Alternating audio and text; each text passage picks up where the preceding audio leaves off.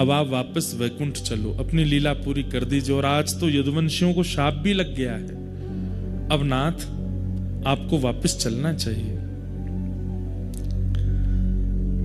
देवताओं की बात सुनकर के भगवान थोड़े गंभीर हो गए और गंभीर होकर के बोले,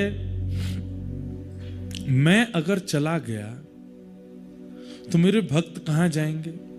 मैं अगर चला गया तो मेरे आश्रय में जीने वाले ये सब लोगों का कल्याण कैसे होगा?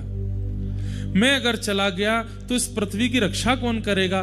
धर्म की स्थापना जो मैंने करी है वो कैसे पूर्ण होगी? तब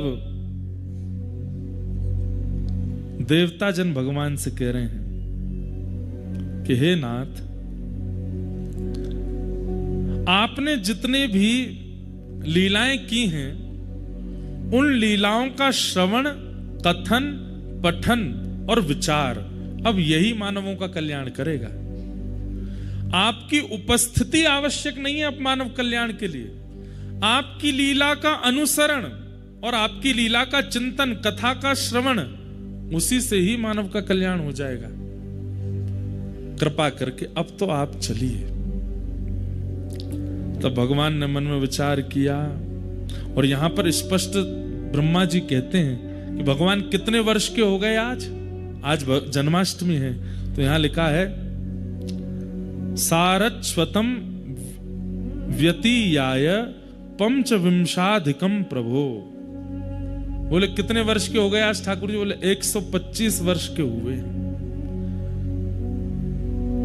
उद्धव कृष्ण संवाद जन्माष्टमी को ही प्रारंभ हुआ है और 125 वर्ष की आयु में ठाकुर जी ने उद्धव को यह ज्ञान उपदेश दिया है। महाभारत का युद्ध बताते हैं उस समय ठाकुर जी 80 या 90 के मध्य में थे, लेकिन भगवान की आयु सुनकर के आप किसी भी रूप में भगवान की वृद्धावस्था का अनुभव मत कीजिएगा। ठाकुर जी वृद्ध नहीं है, ठाकुर जी 125 वर्ष के हैं। भगवान का पुत्र प्रद्युम्न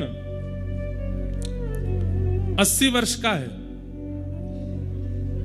भगवान का परपुत्र 50 वर्ष का है। लेकिन जब एक साथ भगवान, पुत्र और परपुत्र तीनों खड़े हो जाते हैं तो भगवान लगते हैं बालक। 16 वर्ष के बालक कैसे? भगवान की अवस्था 16 वर्ष की रहती है। रेशे नहीं आते ठाकुर जी को, हमारी तो दाढ़ी मूछ भी आ जाती है। ठाकुर जी को वो जो प्रारंभिक रोए होते हैं ना, जो 13-14 वर्ष के बालकों के आ जाते हैं, वह भी प्रकट नहीं